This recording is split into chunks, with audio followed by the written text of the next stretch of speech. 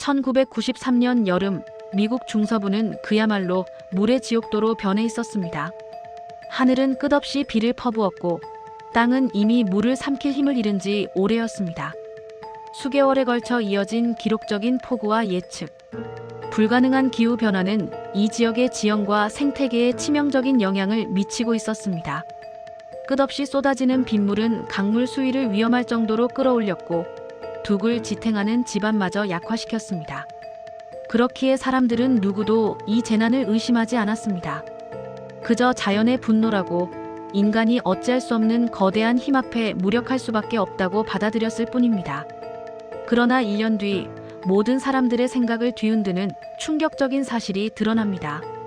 검찰은 모두가 자연의 재앙이라고 믿었던 이 거대한 홍수의 배후에 인간의 고의적인 행위가 있었다고 주장하며 한 남자를 지목했습니다.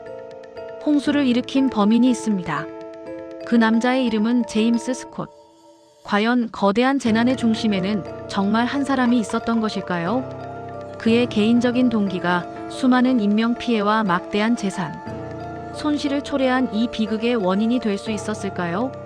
1993년의 미시시피 미주리 강 유역은 이미 비정상적인 상황에 놓여 있었습니다. 1992년부터 이어진 기록적 폭우와 폭설, 토양 수분 과포와 강 주변의 저수지 수위 상승까지 마치 거대한 재앙을 예고하는 듯 모든 조건이 절망적인 상황을 향해 달려가고 있었습니다. 겨울 동안 쌓인 엄청난 양의 눈은 봄이 되자 급격히 녹아내리며 강으로 흘러들었고 이는 이미 포화 상태였던 강 수위를 더욱 높이는 결과를 가져왔습니다. 봄이 오자 하늘은 잠시도 멈출 생각이 없었습니다. 대기는 습기로 가득했고 폭풍 전선은 반복적으로 중서부 지역을 강타했습니다. 구름은 마치 이 지역에만 비를 쏟아붓기로 작정한 듯 끊임없이 물을 토해냈습니다. 토양은 더 이상 비 한 방울도 흡수하지 못했고 모든 물은 고스란히 강으로 흘러들어갔습니다. 댐과 저수지는 이미 만수위에 달해 더 이상 물을 가둘 여력이 없었습니다. 강은 이미 평소의 강이 아니었습니다. 작은 비에도 수위가 급상승했으며 그 거대한 강줄기는 점점 괴물처럼 부풀어 올라 통제 불능의 상태로 치닫고 있었습니다. 주민들은 불안감에 떨며 다가올 재앙을 예감하고 있었습니다. 여름이 시작될 무렵 미시시피 강과 미주리 강은 역사상 기록된 적이 거의 없는 수준의 물을 머금고 있었습니다. 수십 개의 지점에서 강 수위는 홍수 기준을 훌쩍 넘겼고 일부 지역에서는 기존 기록을 완전히 갈아치우는 충격적인 사태가 발생했습니다. 한 도시의 방벽은 강물을 겨우 60cm 차이로 막아내며 위태롭게 버티고 있었고 다른 지역에서는 이미 제방이 무너지며 시골 마을 전체가 순식간에 물에 잠기기 시작했습니다. 이 대홍수는 4월부터 10월까지 무려 6개월 가까이 이어졌으며 평년 강수량의 400에서 750%에 달하는 기록적인 폭우가 쏟아졌습니다. 이는 단순한 기상이변을 넘어 기후변화가 초래한 심각한 재난의 전조로 인식되기도 했습니다. 이로 인해 1100개 이상의 제방이 붕괴되었고 총 83만 평방킬로미터에 달하는 광대한 면적이 침수되었습니다. 이는 대략 남한 면적의 8배에 해당하는 엄청난 크기였습니다. 수많은 이재민이 발생했고 32명이 안타깝게 목숨을 잃었습니다. 재산 피해는 더욱 심각했습니다. 당시 재산 피해액은 150억 달러, 현재 가치로는 무려 270억 달러에 달하는 천문학적인 규모였습니다. 농작물 손실, 가옥 파괴, 인프라 마비 등 그 피해는 이루 말할 수 없었습니다. 홍수는 단순한 침수를 넘어 이 지역에 살아가는 사람들의 삶 자체를 통째로 집어삼키고 있었습니다. 그들의 보금자리와 생계는 물론 정신적인 고통까지 안겨주었습니다. 특히 미시시피 강과 미주리 강을 잇는 모든 다리가 유실되면서 200마일, 즉 320km에 걸쳐 강을 건널 유일한 연결수단이 완전히 끊겼습니다. 이는 지역 사회의 물리적, 경제적 연결망을 완전히 단절시키는 결과를 초래했습니다. 미주리 강 건너편에 살던 사람들은 세인트루이스나 벌링턴까지 무려 80마일, 즉 130km를 돌아서 운전하거나 비행기를 타거나 심지어 배를 타고 강을 건너야 하는 극심한 불편과 함께 추가적인 비용을 감당해야 했습니다. 주요 다리 중 하나인 베이뷰, 다리는 무려 71일 동안이나 폐쇄되어 지역 경제와 주민들의 일상에 막대한 영향을 미쳤습니다. 수천 명의 통근자들은 매일 출퇴근에 몇 시간씩을 더 소요해야 했고 지역 상권은 물류 운송에 큰 차질을 빚으며 심각한 타격을 입었습니다. 이런 상황 속에서 퀸시라는 작은 도시 근처에서도 제방이 무너져 내렸습니다.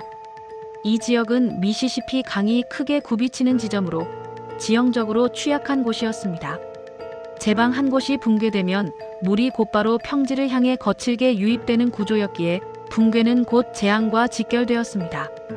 제방이 무너진 즉시 1만 4천 에이커의 농지가 침수되었고 도로와 건물은 힘없이 휩쓸려갔습니다. 농부들은 한 해 농사를 송두리째 잃었고 주민들은 삶의 터전을 잃었습니다. 특히 강을 건너는 중요한 교량 하나가 즉시 폐쇄되면서 퀸시 지역의 경제와 인프라는 사실상 마비 상태에 놓였습니다. 주민들은 패닉에 빠졌고 정부는 긴급 대책을 발표해야 했습니다. 구호 물품 지원과 복구 작업이 시급하게 진행되었지만 피해 규모가 워낙 막대하여 역부족이었습니다. 이 재난은 지역 단위의 문제가 아니라 전 국가적 위기로 번지고 있었으며 미국 전체가 이 미증유의 홍수 앞에서 전례 없는 도전에 직면하게 되었습니다. 그러던 중 연방재난관리청 FEMA과 육군, 공병대 소속의 조사팀은 제방 붕괴 지점에서 이상한 흔적을 발견합니다. 붕괴 양상이 단순히 자연적인 침식이나 구조적 결함으로 설명하기 어려운 형태였습니다. 특정 지점에서 인위적으로 파여진 듯한 자국과 일반적인 홍수 피해에서는 찾아보기 힘든 유형의 훼손이 관찰되었습니다. 누군가 손을 떼 건드린 것처럼 보이는 형태였습니다. 게다가 제방 근처에서 수상한 행동을 보였다는 인물에 대한 목격담이 잇따라 등장하기 시작합니다. 여러 주민들은 제방을 지키기 위한 자원봉사 활동이 한창이던 시기에 특정 인물이 의심스러운 행동을 했다고 증언했습니다. 그 인물은 바로 당시 23세의 청년 제임스 스콧이었습니다. 제임스 스콧은 그 지역에서 이미 여러 문제를 일으킨 전력이 있었습니다. 어린 시절부터 절도, 공공질서 교란, 방화 사건을 일으켰고 청소년기를 거쳐 성인이 된 후에도 그다지 반듯한 삶을 살지 못했습니다. 그는 과거 경범죄와 방화 전과가 있었으며 홍수 당시 가석방 상태였습니다. 이로 인해 그는 지역 사회에서 이미 부정적인 인물로 낙인 찍혀 있었습니다. 하지만 아이러니하게도 홍수가 시작되자 그는 자원봉사자로 나서 제방을 지키는 활동에 참여했습니다. 수많은 주민들이 자신의 터전을 지키기 위해 모래주머니를 나르고 제방을 보강하는 작업에 매달렸던 것처럼 스콧 또한 그 대열에 합류했습니다. 그런데 일부 자원봉사자들은 그가 모래주머니를 제자리에 두지 않거나 필요 없이 쌓아 올린 모래주머니를 다시 옮기는 등 불필요하게 작업을 방해하는 것처럼 보이는 행동을 했다고 주장했습니다. 처음엔 대수롭지 않게 여겨졌습니다. 수백 명이 혼란 속에서 필사적으로 일하고 있었고 제방은 이미 장기간의 폭우로 심각하게 약해져 한계 상황이었기 때문입니다. 사람들은 단순히 스콧이 어설프거나 경험이 부족하다고 생각했을 뿐 악의적인 의도를 품었다고는 상상조차 하지 못했습니다. 그러나 그가 제방 인근에서 마지막으로 목격된 뒤 불과 수시간 후 제방은 갑자기 무너져 내렸습니다. 이 갑작스러운 붕괴는 수많은 사람들을 충격과 절망에 빠뜨렸습니다. 그리고 검찰은 이 사건을 단순한 자연재해나 우연이라 보지 않았습니다. 제방 붕괴 지점의 인위적인 흔적과 스콧의 수상한 행적이 맞물리면서 검찰은 사건의 배후에 고의적인 범죄 행위가 있었다고 확신하기 시작했습니다. 조사가 진행되면서 검찰은 한 가지 충격적인 가능성을 제기했습니다. 제임스 스콧이 제방을 무너뜨린 이유가 강물이 넘쳐 다리가 끊기면 그의 아내가 강 건너편에 고립될 것이고 그러면 자신은 자유롭게 술과 약물을 하며 파티를 즐길 수 있을 것이라는 어처구니없고 개인적인 계산 때문이라는 것이었습니다. 검찰은 스콧이 아내의 귀가를 늦추고 방해하기 위해 그리고 그 틈을 타서 자신이 쾌락을 추구하기 위해 제방의 구멍을 내 물이 새도록 했다는 이론을 제시했습니다. 이 발표는 지역 사회에 엄청난 분노와 충격을 일으켰습니다. 사람들은 거대한 재앙 뒤에 이처럼 이해할 수 없는 개인적 욕망이 있었다는 사실에 경악했습니다.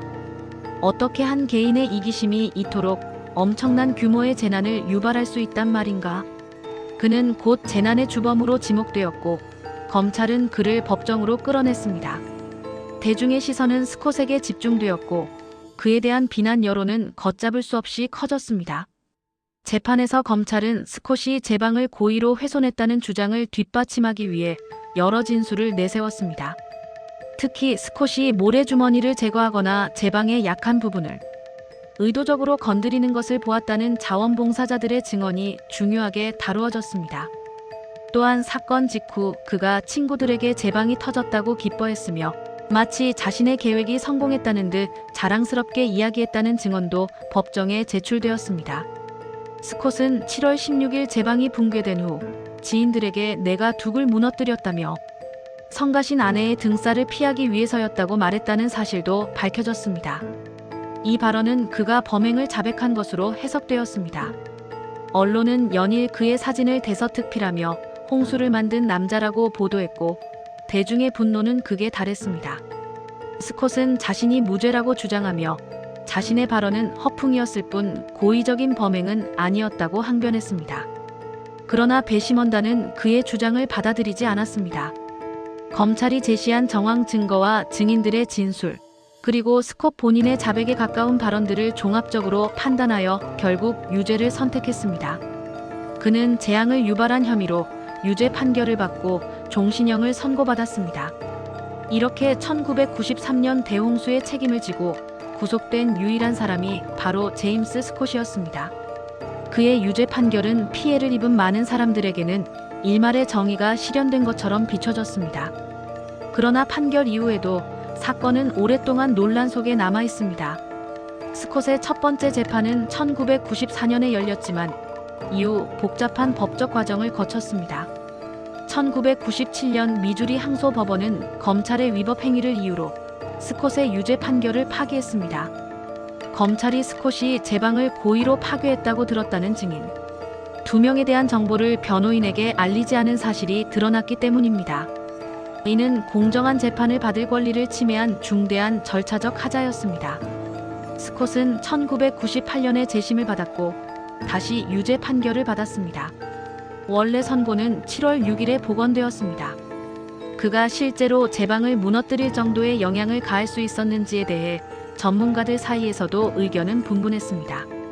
육군 공병대 소속의 일부 전문가들은 거대한 미시시피 강의 제방을 한 개인이 물리적으로 무너뜨리는 것은 거의 불가능하다고 증언했습니다.